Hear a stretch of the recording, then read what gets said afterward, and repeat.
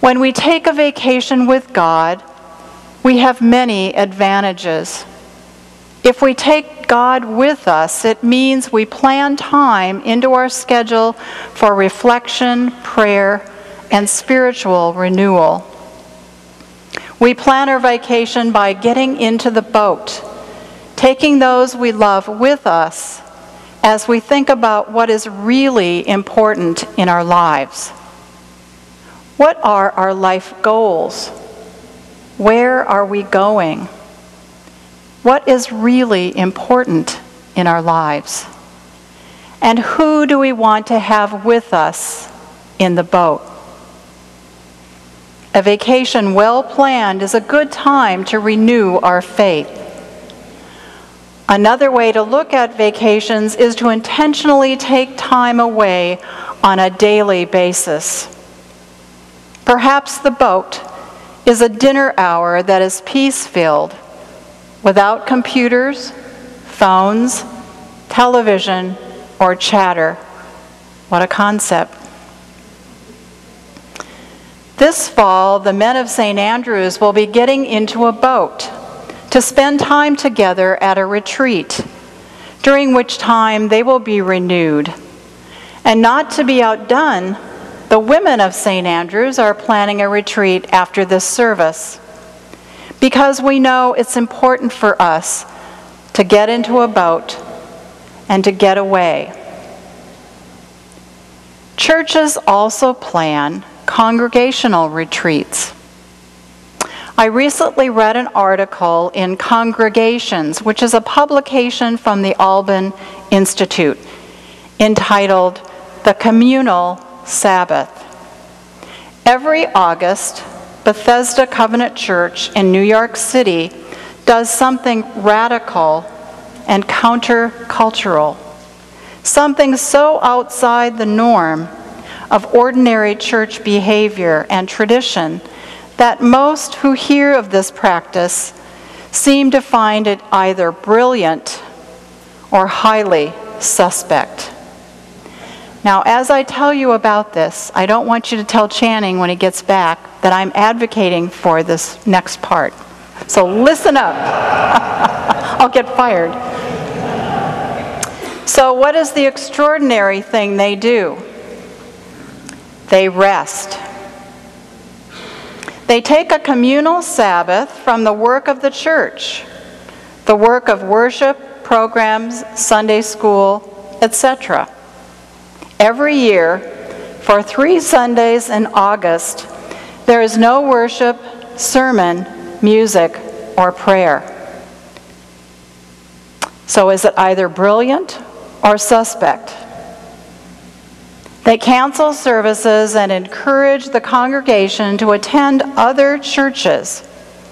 They are asked to take the time and energy that they would have spent and refocus their prayer lives, contemplate their relationship with God, and engage in discernment of God's vision for their home church. But they spend a lot of time in preparation before they do this. They prepare the congregation for the journey in many ways. They ask them to visit other churches and take an evaluation form with them.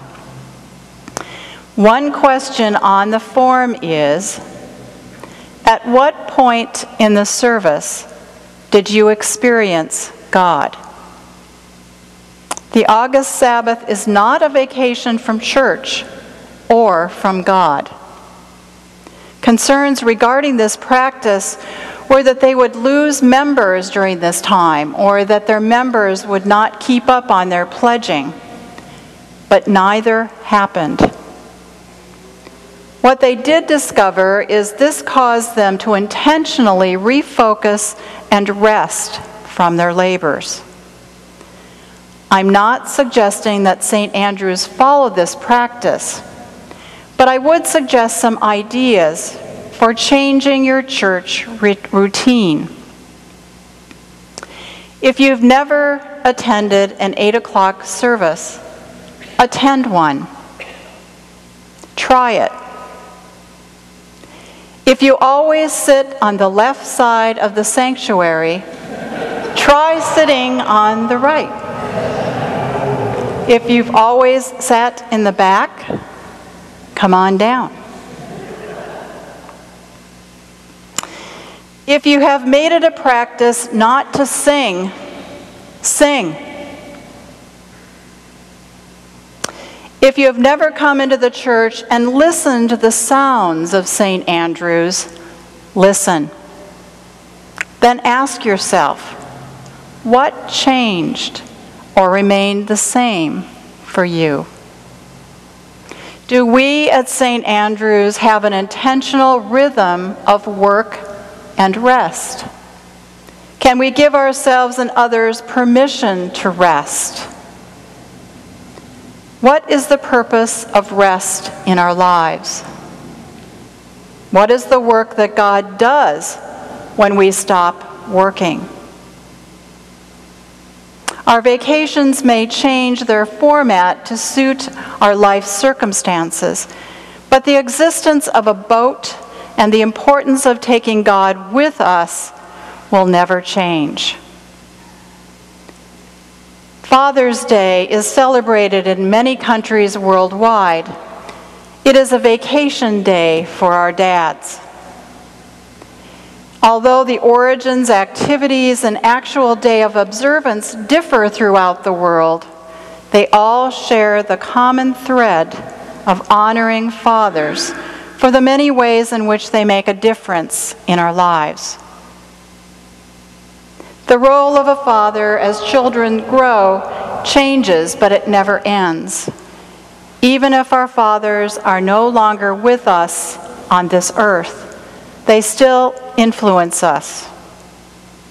Praise and encouragement given to our fathers is welcomed, whether our children are 4 or 40. This year, remember the greatest gift we can give our fathers is ourselves. This summer, take a vacation with your father and make sure to take God with you. Amen.